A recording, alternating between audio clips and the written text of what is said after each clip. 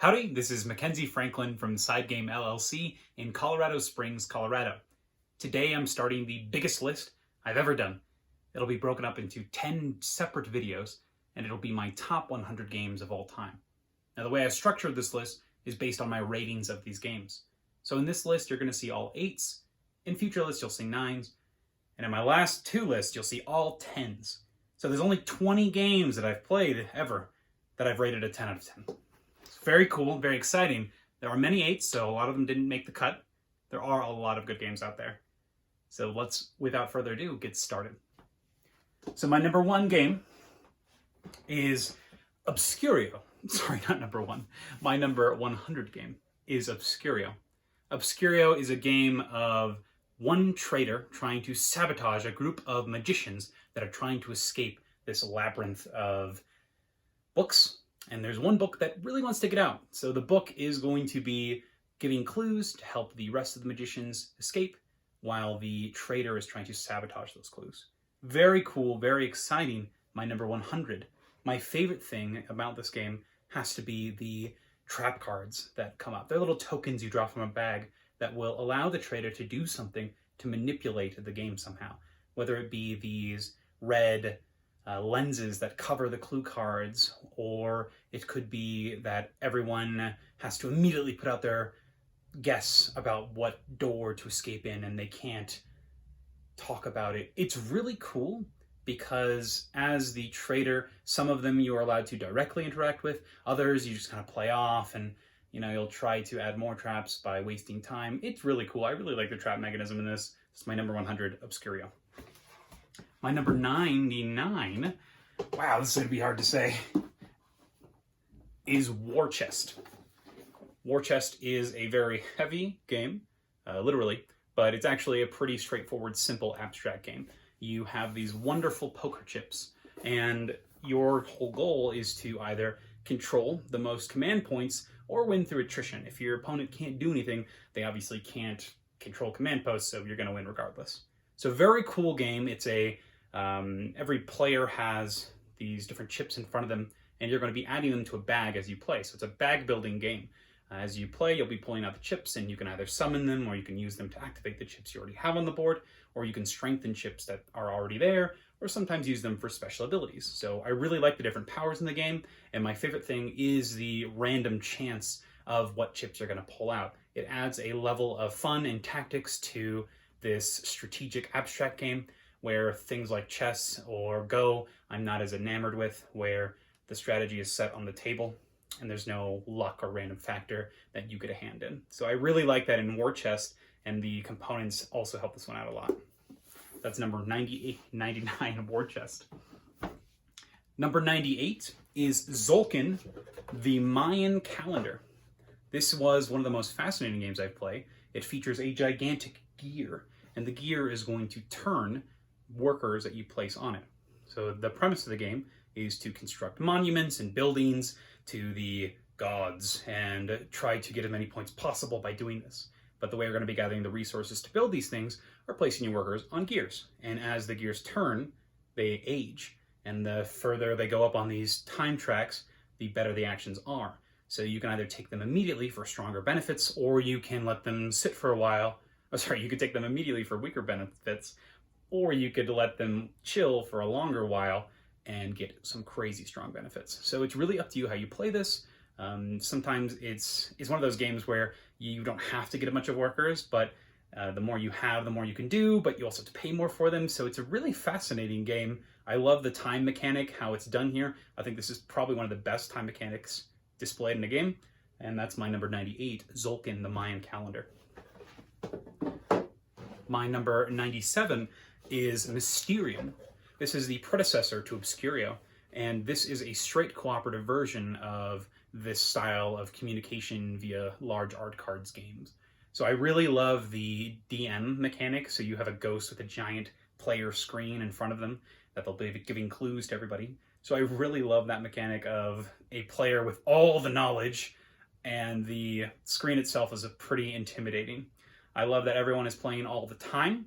I put this above Mysterium Park, in my opinion. Mysterium Park is the shorter version of this, but if a person finishes their clue for the first round, they could be sitting out for a while everyone else tries to figure it out. Now this can happen in later rounds if the person figures out all their clues in succession really fast, but the ghost is probably not doing the best job if that happens, because they should be prioritizing those clues for the earlier people that are stuck on the first level. So standard clue, you're trying to find the location of the murder, the murderer, and the murder weapon. And there's some cool expansions that add motives. And it's just a really fascinating game, really pretty game, and it's straight cooperative, great at small player counts, great at large player counts. I think this one is fantastic, and that's Mysterium. My number 96 is an auction game, and this is QE. This is a game where you play a nation, and you are literally printing money. You can write whatever you want on the auction tablets. The only rule is if you spend the most, you lose the game. So it's really cool to force people into situations where they have to spend a lot of money and to be conniving in how you bid on different industry tiles. So really cool. I think this is a very cool mechanic, very cool game, and I love the if you spend the most, you lose style of game. I think this is a quality one. Also, really, my favorite thing are the gigantic dry erase score pads. They're really cool. I think that was a great way to keep track of everything. So you can kind of have a checklist as you play as to what you're looking for. Very cool. So that's QE number 96. My number 95, I don't have. I actually played this extremely recently, and I was so impressed by it that it actually made this list. This is Stockpile. Stockpile is a stock market game where you are manipulating, I'll go figure, stocks, and you are buying shares of companies and selling those and manipulating those companies, the value of your shares. It is so fascinating. It is so cool. You are constantly having to make these quick decisions and these dreadful bids, and it gives me this sensation of everything you do matters, and it matters a lot, but it's a little decision, and I love that about games. You'll see on my list, there's a lot of games with that style of thinking, especially in my upper numbers, and I can definitely see Stockpile going up. I loved it so much, I had to go get a copy. I thought about it for a while, and wow, very impressed. Stockpile is a great game. So that's number 95, Stockpile. Number 94 is the meme, the legend itself, Patchwork. I can't recommend it enough. Patchwork is fantastic. It's a polyomino game. It's strictly 2 players, but it's one of the best there is. It's very friendly, yet also a little cutthroat. You can, if you want to play it that way. It's ultimately relaxing though, and I love that you don't have to think too intensely, and it's just fun to lay these pieces out. You have this large grid of tiles, and that's one of my favorite mechanisms about this game, is there's a big circle of tiles around the game board, and your job is to pick from the first 3. And whatever you pick, you're going to move the piece to its spot. It's such a cool mechanism because you know exactly the piece you're going to get or the pieces that you're going to set up for your opponent, so you can plan accordingly to that. And all in all, the game itself is a great 2-player game. It's quick, it's fun, and I can't recommend it enough. Patchwork, 94. My 93 is 5 Tribes. This is a Bruno Cathala game that is pretty. It is tactical as you couldn't believe. The game itself uses a Mancala mechanic where you are picking up pieces and dropping them across the board. And when you place them into new areas, the last one you play, you'll pick up all of the color that you dropped. And your job is to try to collect a lot of the same color or to clear out different areas, and the color will give you an effect of some sort, as well as the location. Now that being said, the reason it is only 93 is because this can lead to a lot of slow play, a lot of analysis paralysis, a lot of deciding what the best play is. And unfortunately, usually there is a best play, and if you want to take the time to figure that out, it's going to be a real drag for everyone else playing with you. So I love this game at low player counts. I think 2-player is probably the best for this. You have 2 turns per round, as opposed to 1 per round, like you would normally do. So you can set up double turns. You can set up combos where you're playing one thing into another. You can also, it's less downtime because it's just you and the other person, so not as much is changing between the 2 turns. So I think this game is very, very good. Depending on the people you play with, this could be one that you bring out a lot, or it could be one that you definitely save. I know this is one that I don't really bring out a lot because of those downtown reasons I have said. Unfortunately, there's a lot of games that fall into this category where there is a perfect play. Are you willing to take the time to figure it out, or are you in a, shovel on forward and just make a play that you think is good in that moment and stick with your choices? So, but I really love this design. It's beautiful. It's so pretty. The colors are perfect choices. You have these beautiful spires and palm trees, and the art direction they chose is wonderful. And I love the art and the gins. And my favorite mechanism in this whole thing is actually the market cards. When you play, you're going to be picking up certain pieces that let you explore this market. And you can pick up pieces that can be used as endgame scoring, or you can pick up cards that will be used for powering up your other actions throughout the game. So I really like that. I like that it's a small card thing that you can pick up. The odds of the cards appearing are on them themselves, so you can always figure out what's going to be happening. And I just really like Five Tribes. I think it's a great game. So this is my 93 Five Tribes.